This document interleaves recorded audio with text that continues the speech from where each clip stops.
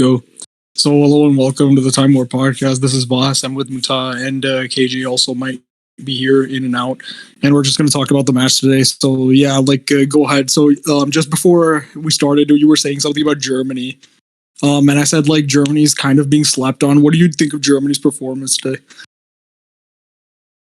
Oh, so when it comes to Germany's performance, I'm impressed actually, and I've seen dramatic improvement in Germany's performance compared to the 2018 World Cup. And now you can see they have raised their standards.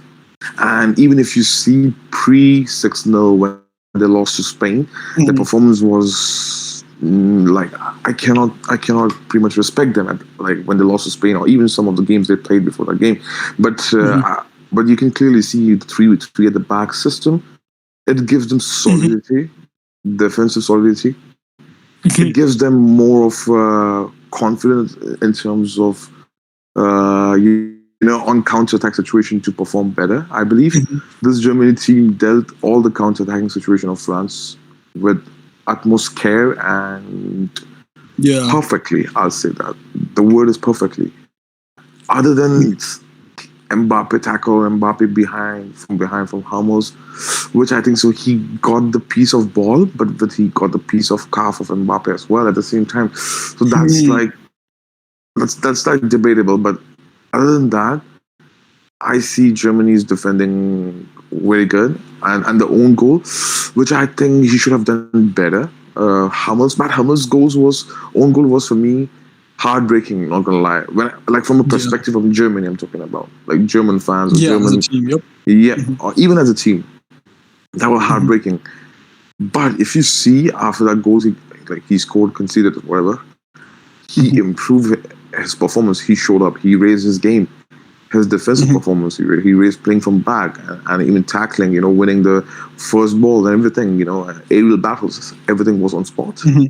And I think so he improved his game to from one of the worst player in that game from Germany at 28th minute to one of the best player for Germany at 98th minute. So that was the difference. Secondly, I believe that this midfield this midfield duo doesn't work. Kroos and Gundogan doesn't work, because for me, what I see is that Kroos needs to act as a regista or DM, and Gundogan has to go deep into the final third as a number 10, right? Because Muller was more of a makeshift centre forward in this game. So when you're doing that, right, Kroos and Gundogan, they are very isolated.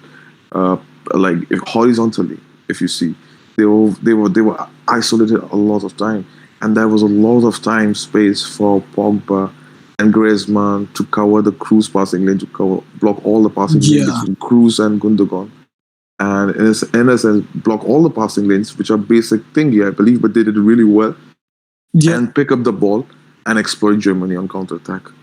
That was the best of best tactics, I believe. France used in order to exploit midfield. Secondly, what I found from this game is France actually outnumbered them in terms of midfield, because Griezmann was acting as RCM, right center midfield in this game, left center midfield in this game, and technically he should have played at more attacking position, but he didn't do that actually. So literally, France was playing with 4-man midfield. And that gives so much advantage to France in order to, exploit Germany whenever they used to lose the ball, or any one of missed passes in the front, lose ball, game over. Thirdly, what I've seen is that in the first half, Germany didn't use flank to the level which they used in the second half. Gosens, if you see, Gosens, I can't remember when he crossed in the first half. Did he ever went with the ball in the France final third, on the ball, right, and crossing? He didn't do end cutbacks, nothing, right? The first half, Kimmich was going for the early crosses, not the deep crosses, from deep position. So for me, that was kind of flaws in the Germany's playing style when it comes to wing back, because when you're wing back, you have way more attacking responsibility to exploit that part of a position which they couldn't able to do in the first half. But second half, that was set up perfectly. And fourthly, I would just want to say with regards to this player, I think so. Mhm. We as a football fan, sometimes we are being reactionary, Yeah. regardless at the stage, regardless at the event or the moment this guy showed up, right? I think we were being much more emotional with this guy when we look at this guy, and his name is Kai Havertz. I think so. Kai Havertz. Yeah. I don't want to sound reactionary because I'm saying like we are because in the first place the way we rated him that was because of reaction. Now, if you're going to rate him poorly, so I think that's a reaction. I think this kid have a world class potential, but he's not there yet. Germany, as a footballing nation, right, in attack cannot solely rely on Kai Havertz. Absolutely, bro. And you can see the biggest mistake with this Kai Havertz guy was like what he's trying to do is that he's not trying to link up with Kimmich on the flank. Yeah. Because how many times I've seen the number 4 for Germany, Ginter. Yeah. He was going up forward and trying to link up with Kimmich when they were spamming crosses. Yeah. And I haven't seen this guy played, widely as well. He was so narrow. Top of that, there is Gnabry as well, who likes to tuck in and cut inside and take shots. So it was not a natural situation. And then Muller was actually doing Kai Havertz's job by dropping more wide, if you see, in 68 minutes, 65th minute, and, trying to do that thingy. And my last and the most important point for this game is, I think so, if we see the scoreline, that's deceiving for me. And when I mean deceiving for me, it should be either 1-1 or 2-1 for France. Yeah. I think it should be either 1-1 or 2-1.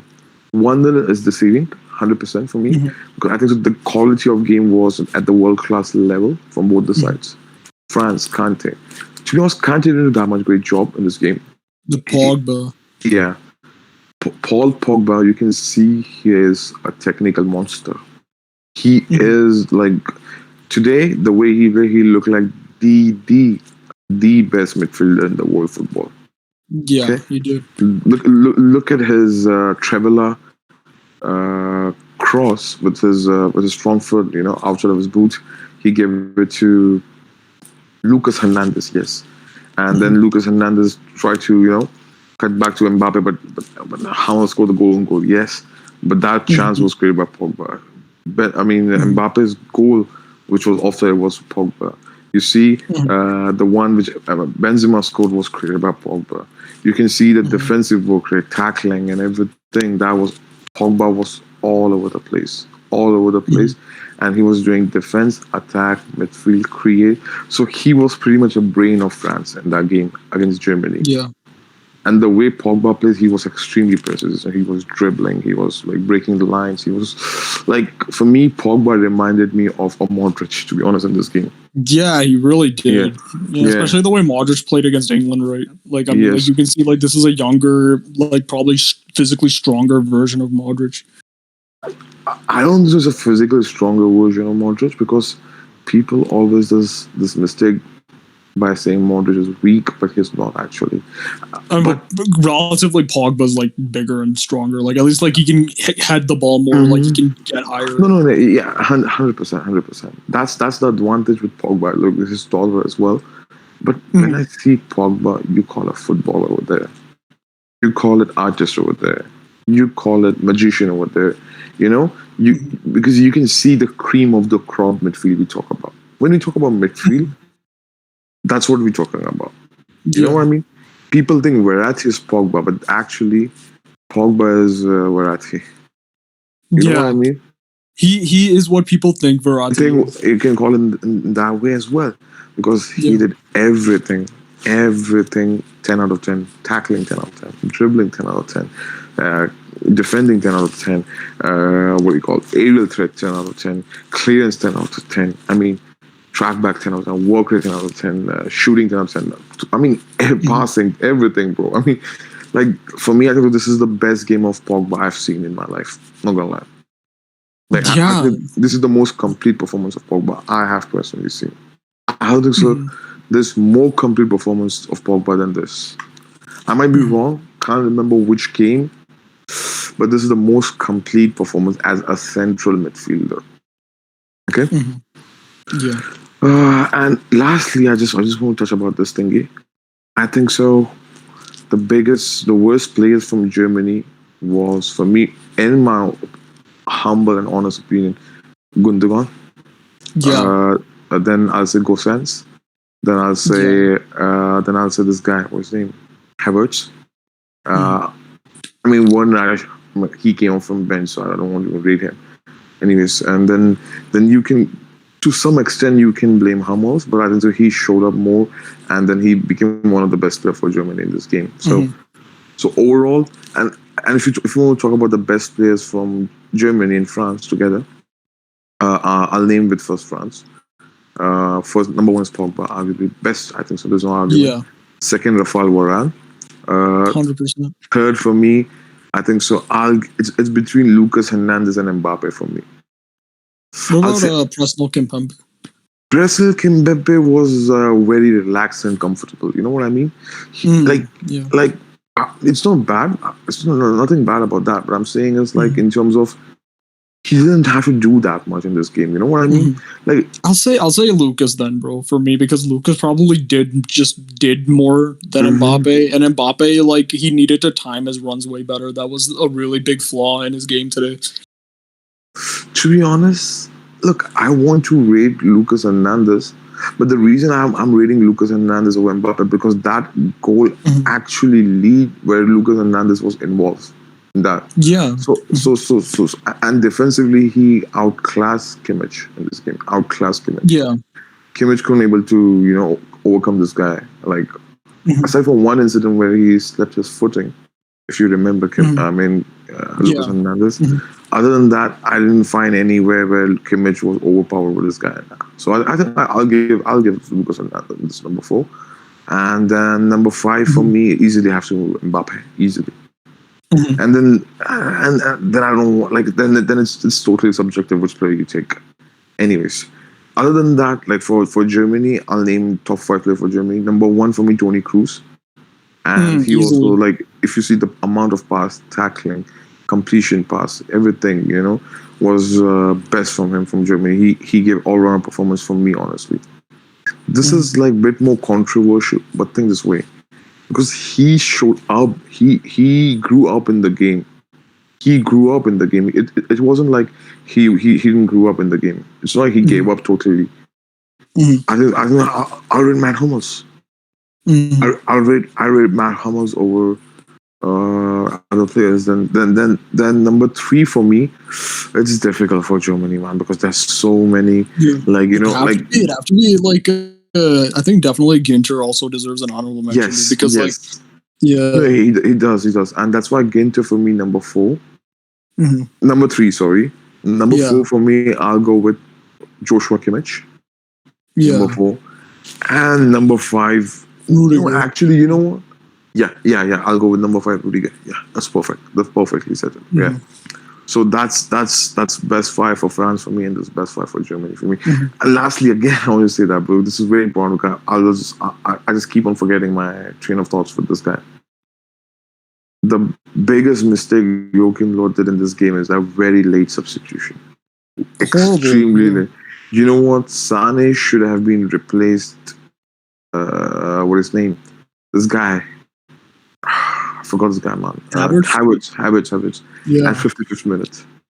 Mhm. Sane should have been in by 55th minute.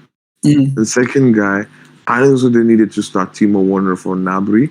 What they should have done is, in my opinion, you know what?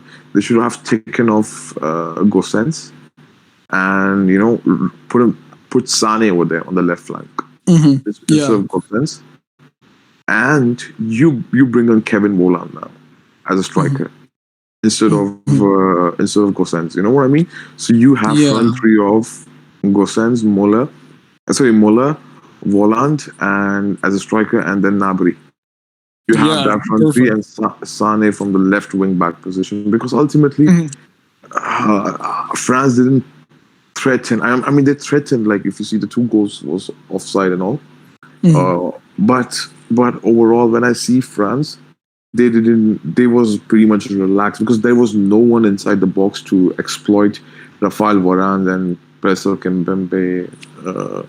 I mean, there was no one to challenge them Mhm. actually. If you see Mhm. in the aerial ability, No. that's that was very surprising for me. How come there's no Mhm. attacker from Germany? Like, so Muller should have done better, in my Yeah. opinion. Then Havertz should have done better in terms of aerially challenge Varane and Kimpembe. But none of these guys were able to do that. So that's And very also disappointing for like the me. presence of Volland, dude. Like the thing is that Volland would add like that physicality that you would associate with a striker. Dude. There wasn't enough physicality to challenge the center backs of France in the box. From Germany. Another thing, like 100. yeah, Go ahead. I No, think no, I go think ahead. Go ahead. Havertz, dude. Like the problem is like he's actually a very silky player, but it's very weird because his first touches aren't very smart. I'll say they're okay, but they're not smart first touches, dude. Like every time he gets the ball, dude, like oftentimes he just it just goes like off the side of his foot, and then like it just gets cleared by a defender. Like the touch is not progressive. Usually like if you look at Mbappe's first touches, dude, they're not amazingly silky like the way Marcelo or Messi or Iniesta like would do a first touch, dude. But Mbappe's first touches always put the ball in front of him.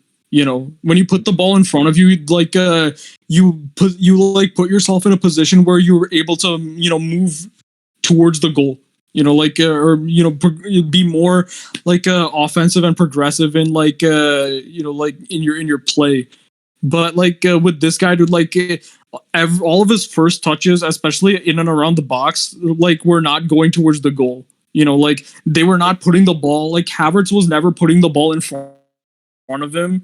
Like so that it could help him take more shots. You know what I mean? Like they were always coming off the side of his foot. Like Varane, Kimpembe, they could very easily clear the ball, and then like the move would just die there. Like and he's just like it's just too easy to bully this guy, dude. Physically, it's just too easy to bully him physically. He wasn't enough of a presence in there, and I think that's why Germany's attack was really, really bad, honestly, in this game. And I think definitely, I think now you can get kind of like what I was saying yesterday when we were comparing, heavyweight matchups, and definitely Belgium versus France from 2018 came up. Bro, Belgium's attack for me is just like you can kind of see where I'm coming from now when I say it's way better than Germany's, bro. Like, because like this German attack is kind of like, especially under Joachim Low.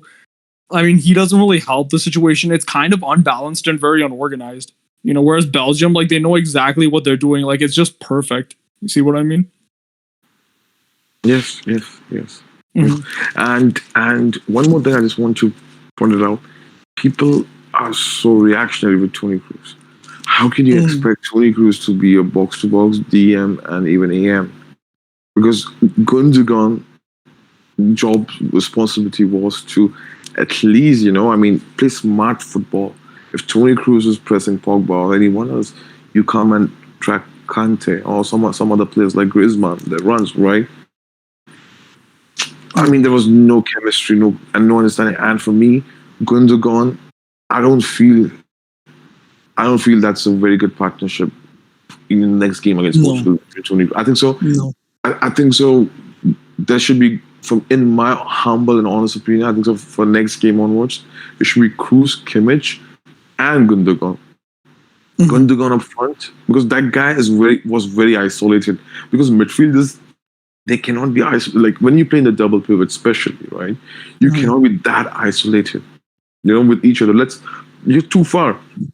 I know, Mhm. I understand from the setup, the formation, right? You have more attacking responsibility than Cruz. Cruz have more creating responsibility from back. Mhm.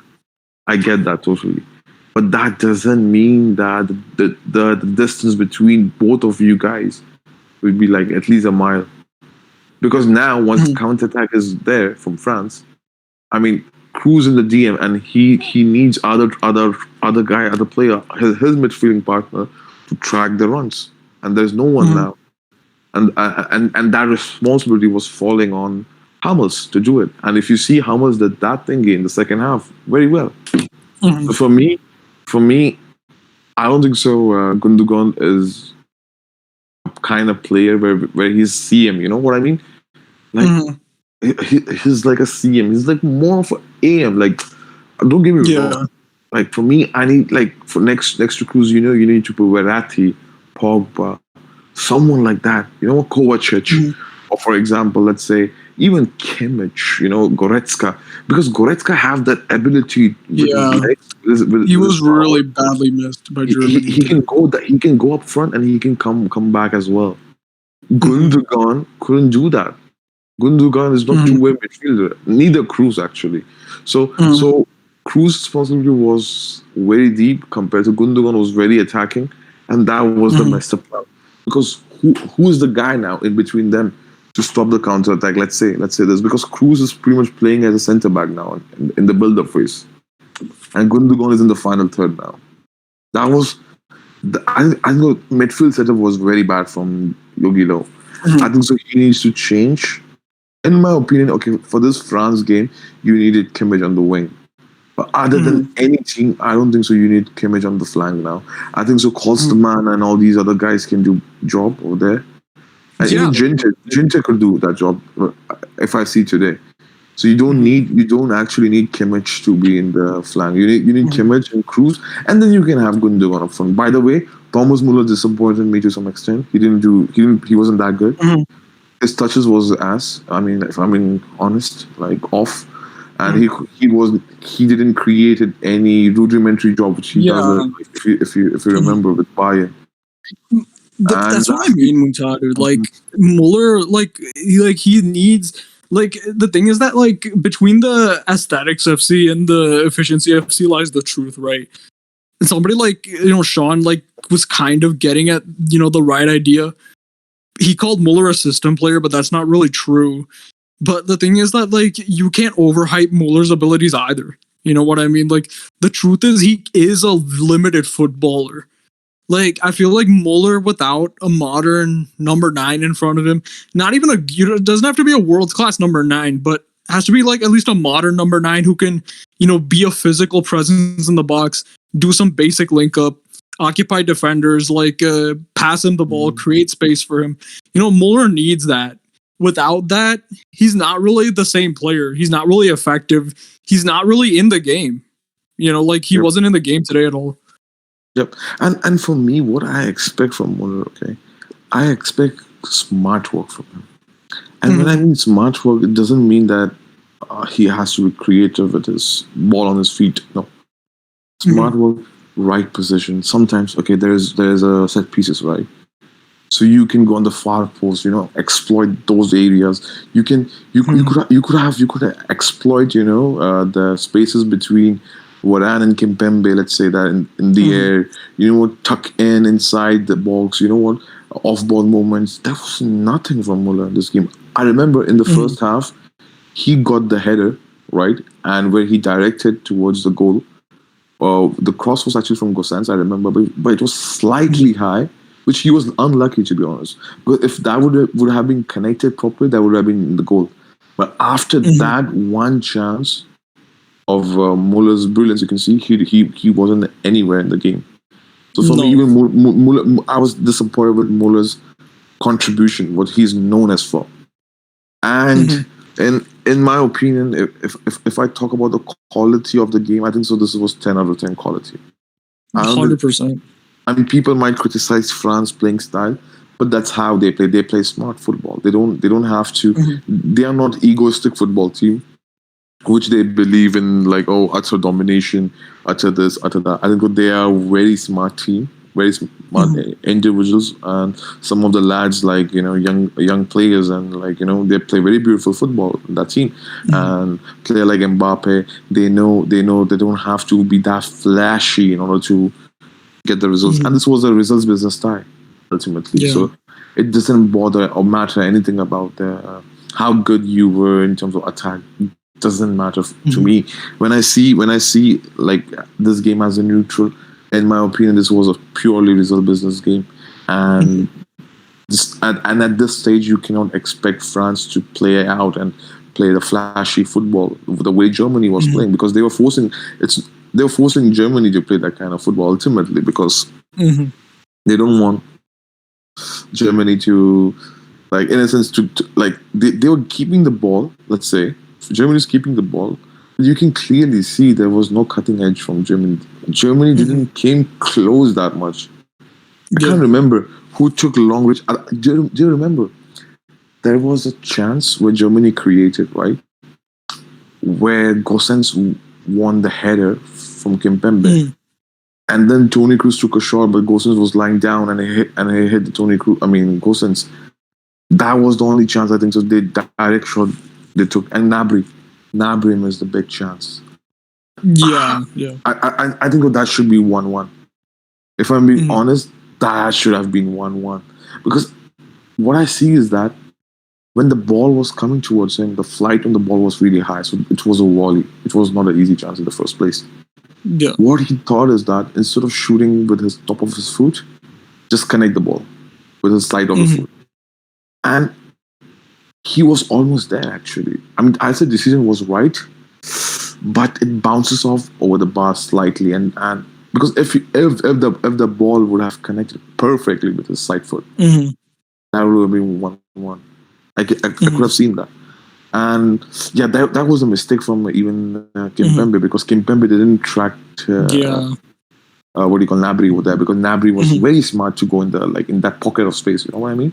And the flight on the ball was like a volley. So it was difficult chance. If I'm talking about technically, that was a difficult shot to score the goal in that kind of moment. Other than that, I think so. France's performance for me overall was like 9 out of 10, and I'll say Germany's performance for me overall as a team was 7.5 out of 10. Yeah.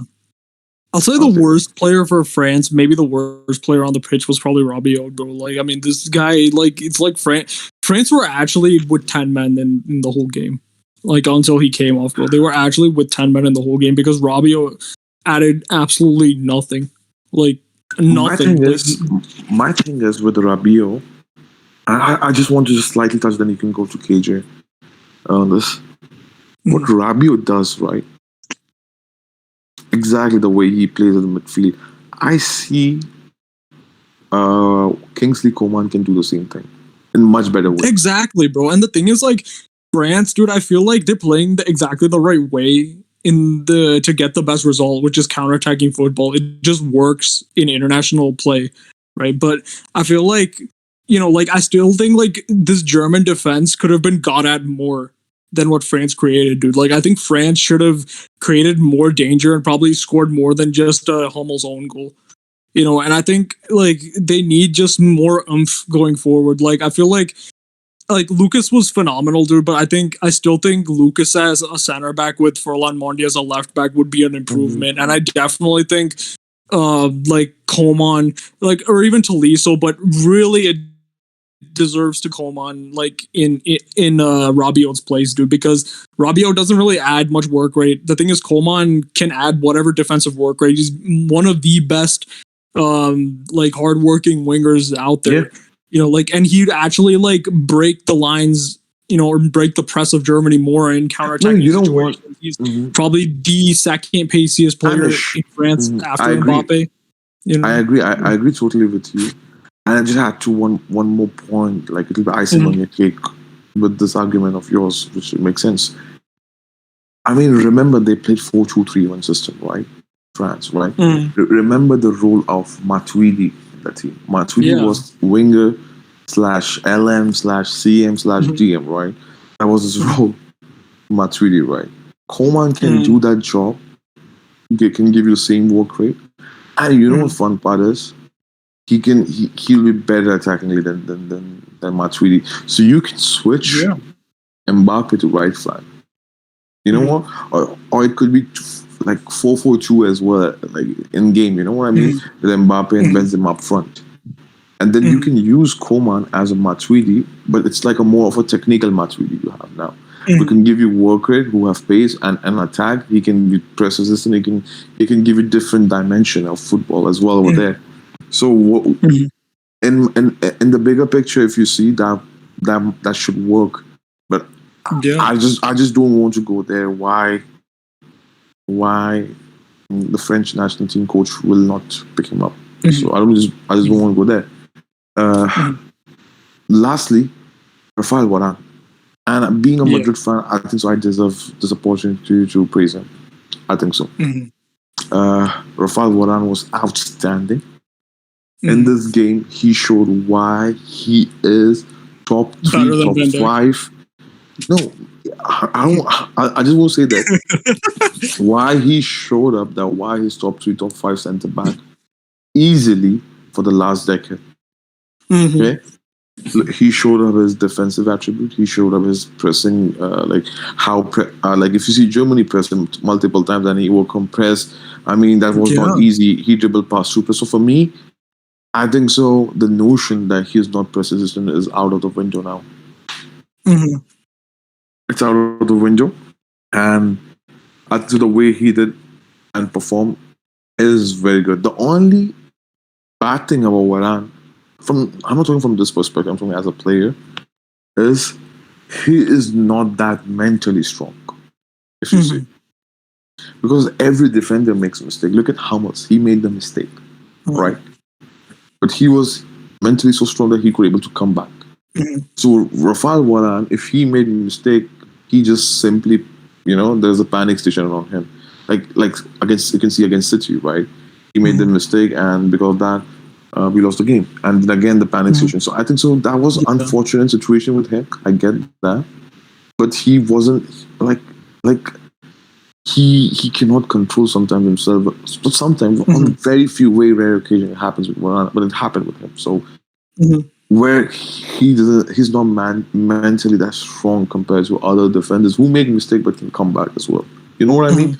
So that's the fine margin between Varane and let's say other world class generational centre backs, I'll say. And for me, I think so. As a Madrid fan, I don't want to sell him, and I want Perez to give him a 4 years contract extension. What he's demanding, 200 to 220,000 pounds a week or euros a week is demanding. Give him, and I don't want him to go anywhere. But even if, let's say, if he wants to go, then make sure you use him wisely in order to get the golden boy. You know what I'm talking about? Yeah. So that's my thinking. That's my 2 takes. Anyways, you can go ahead with KJ. Yeah, like KJ can jump in anytime he wants to unmute and just whenever you're ready, bro. But for me, bro, this France defense was collectively, you could say, is the man of the match. But I feel honestly, bro, it could be even better. Pavard, I feel really doesn't add anything. I don't really rate him. I think Koundé would be way stronger there in that position as a kind of weird right back option, like the way Deschamps uses them.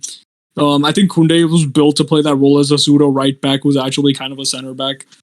I think Lucas Hernandez, I think you hit the nail when you said Varane is not mentally the strongest. I think he does do better when he has kind of an alpha personality next to him, and I think that's an even better it adds more fuel to the agenda that Lucas should play center back next to Varane. Because like you said, Kimpembe, he was good, but he didn't really have to do much. He wasn't really put in situations because of how good Lucas was defensively, covering that left flank. And then as the actual left back, for me, there's no question it should be Mondi, bro. That back four would be many, many times even stronger compared to this back four, I feel like.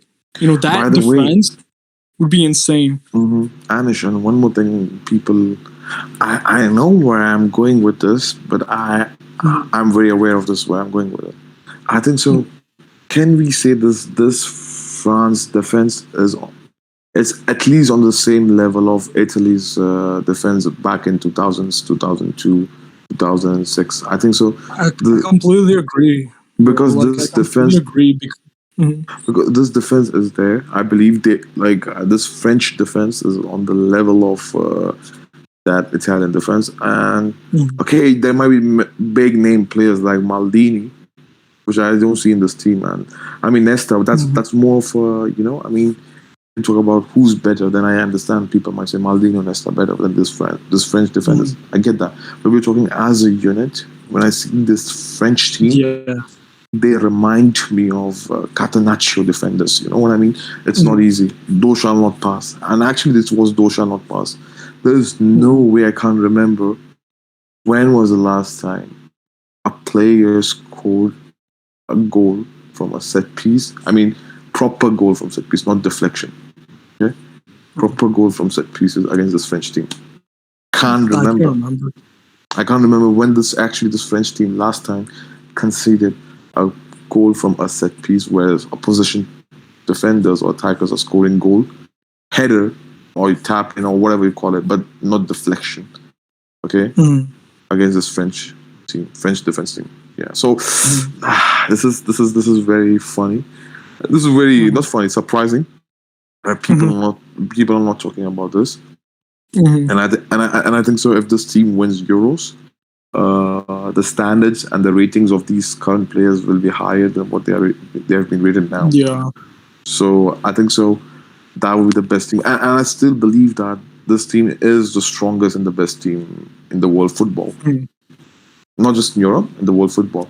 I believe this is very they have chemistry, which is very good. And with the addition of Benzema, this team looks more scary for me on counter-attack or even like in the build-up play or even in, deep block. Because this team is like kind of jack of all trades for me.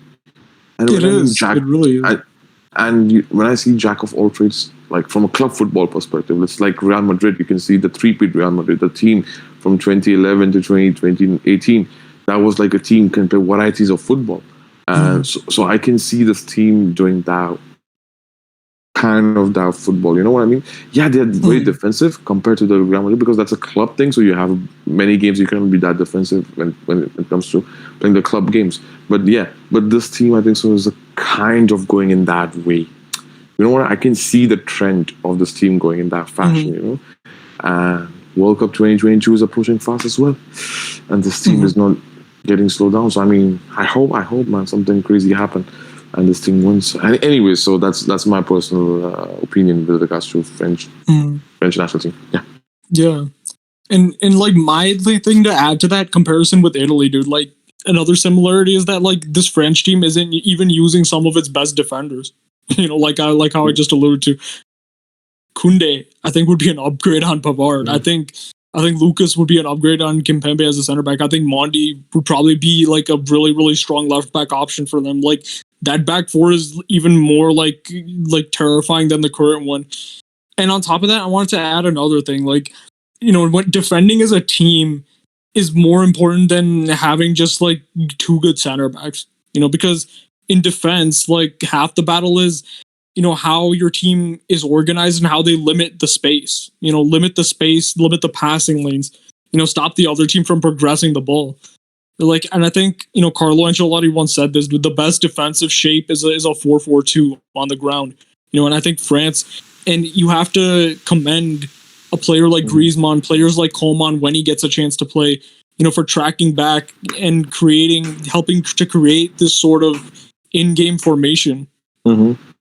Like that 4-4-2 is very, very strong, and like it's very difficult to break down. When those lines are compact, and they defend very narrow, so it's very difficult. Like the thing is that these French, center backs are so good in the air that when they congest and defend narrow, even if you decide to spam crosses, dude, like they'll cut off all the crosses.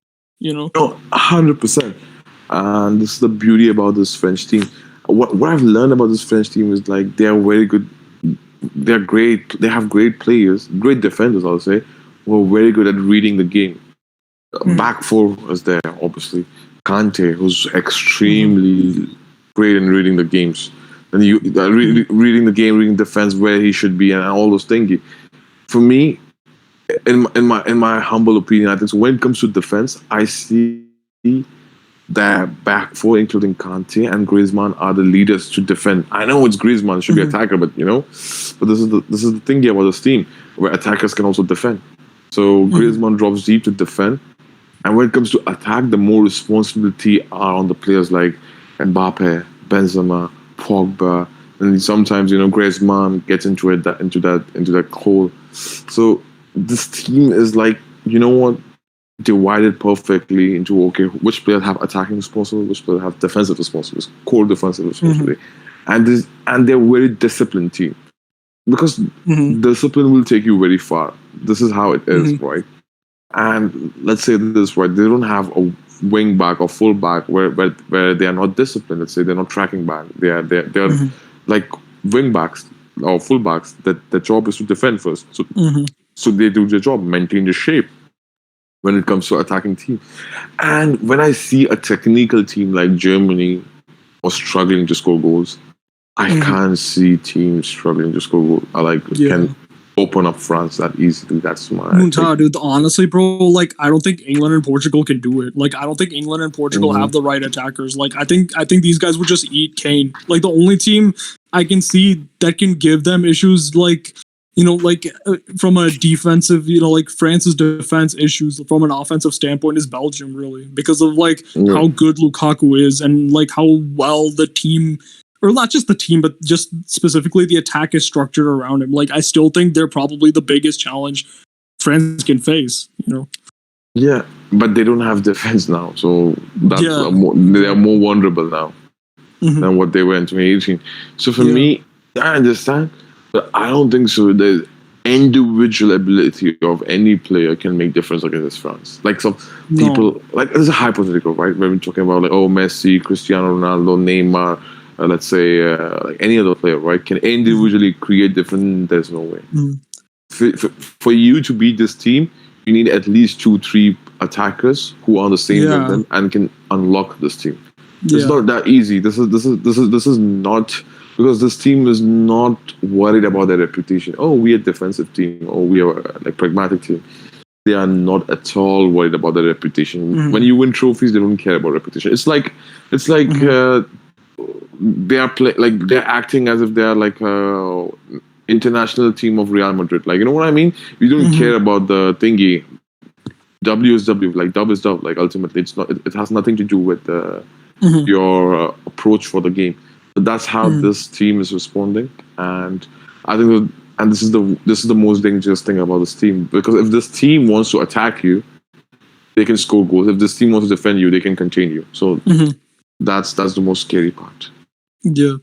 And moreover, dude, the thing is, like, those players that you mentioned, Ronaldo, Messi, Neymar, like, even, like, the thing is that, like, maybe even when they were in their peak, they would have really struggled. But the thing is, they're all past it, like, for me at this point. Like, all those players are past their prime. Like, the era of the individual difference is kind of, like, it's kind of behind us, bro. Like, I mean, this is the era of the team ethos and how you really structure, like, from defense to midfield to attack your team as a unit. Yeah, and I remember I was having a discussion with one of our members. So he was rooting for Brazil. I said Brazil doesn't have enough weapons to hurt this team. Attacking I'm talking about. No, they don't. Defensively, yes, they can contain this France front four. I mean, they can contain way better than Germany. I understand that. Yeah. But it's like it could be a very cagey game. You know what I mean? Because it's not really that easy, because Brazil doesn't have creative outlet, other than Neymar. So that's the most worrying part for me.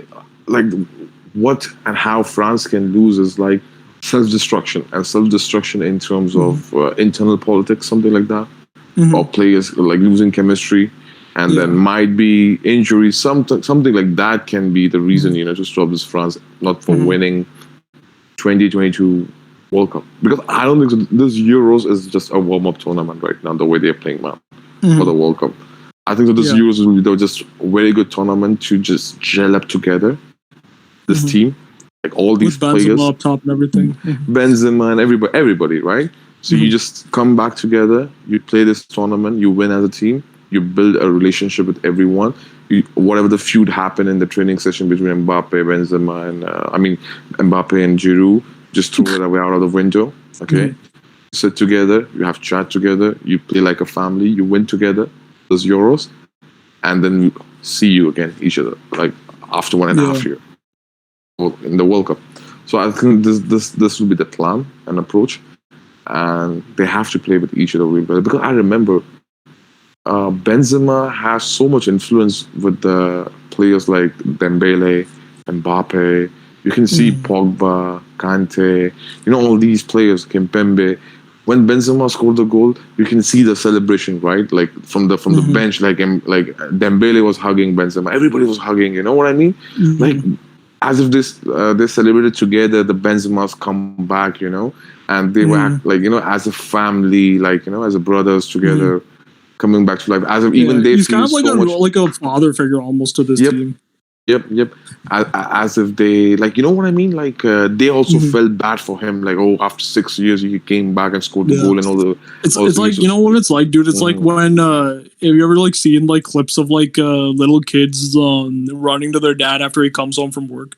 Yep.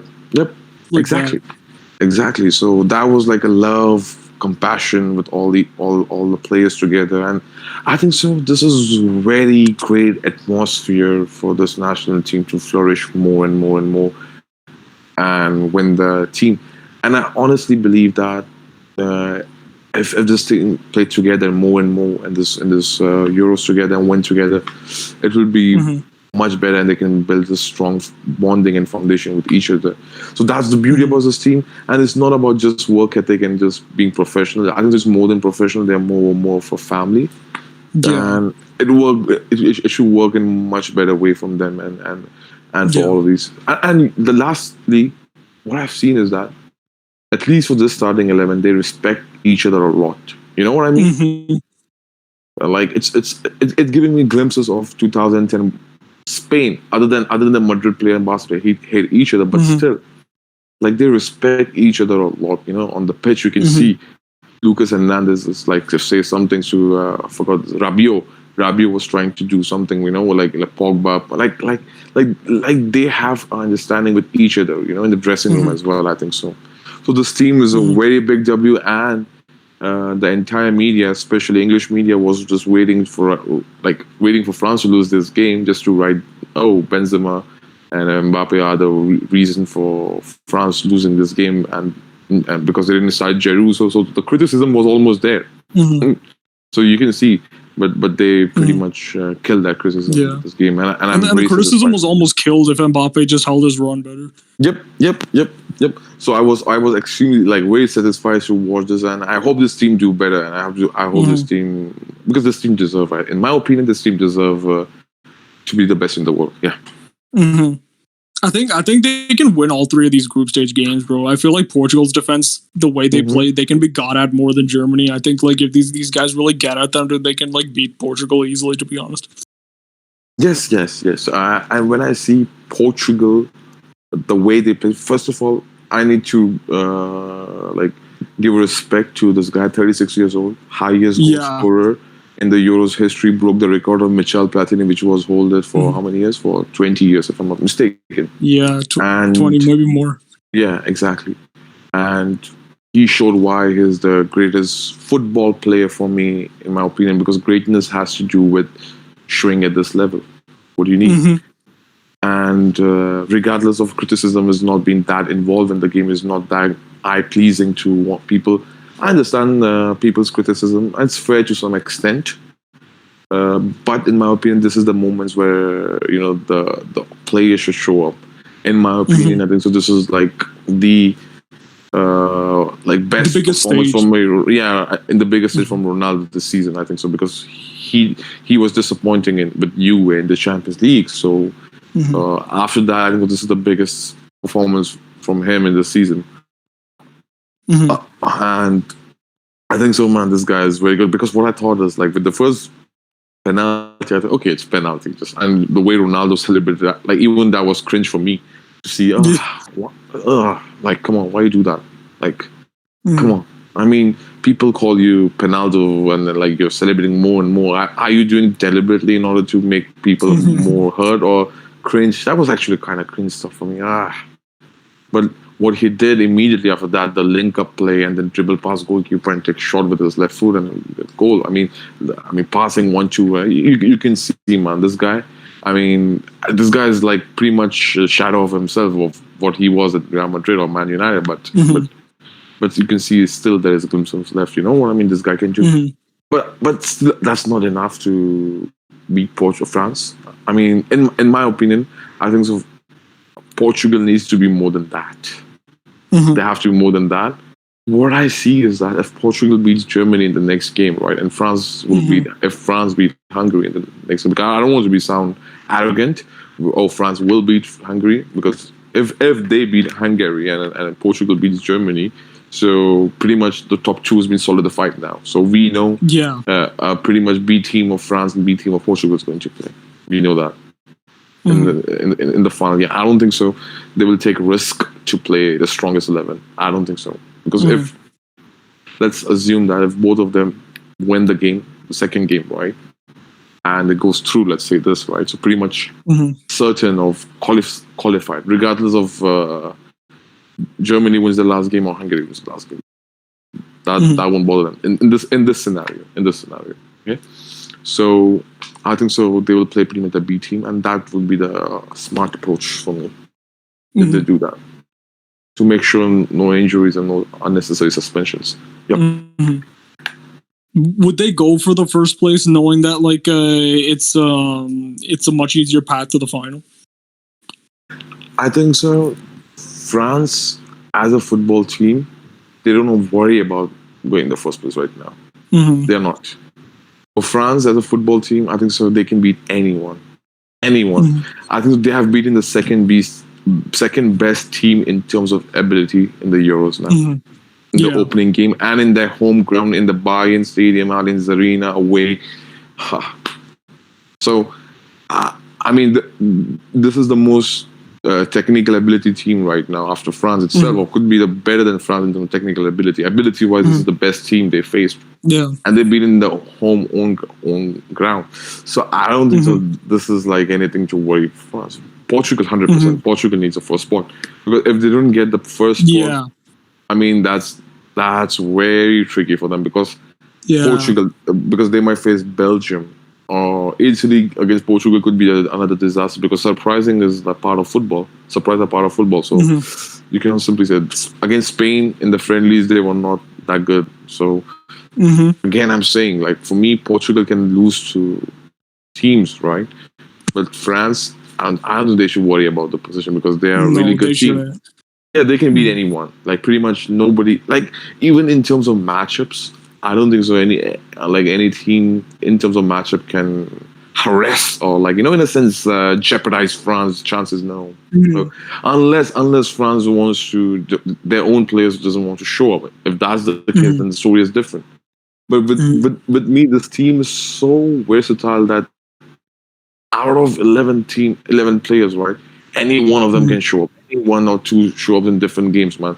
This game, let's say Pogba show up. Next game might be Mbappe and Benzema and Kante show up. You know what I mean? So this team is very, very, very, like, it's not easy to judge, like, okay, who's the most consistent player from this team? Yeah, consistency is there, but when it comes to showing up, clutch performances, everything, anybody could be. Anybody can do that in this team, except Rabiot. So yeah. All right. So we'll catch you next time on the Time War podcast. I think that's pretty. Do you have any final thoughts? Yeah. In terms of final thoughts, I have a few questions for you. Sure. And let's say, and the question is, like, simple question. What do you think, who will be the highest goal scorer in this Euros? For me, Lukaku, because he has a very easy group, and I think if he scores a brace, which he can in every one of these games, he'll already have 6 goals, so it's going to be difficult to catch him. Nice prediction. Yeah, that's it. Anyways, okay. Take care, boys. Take care, boys. Yeah. Take care, boys. Thanks for Blue. It was a very good show. Yeah. Bye bye. Yep. See you guys later.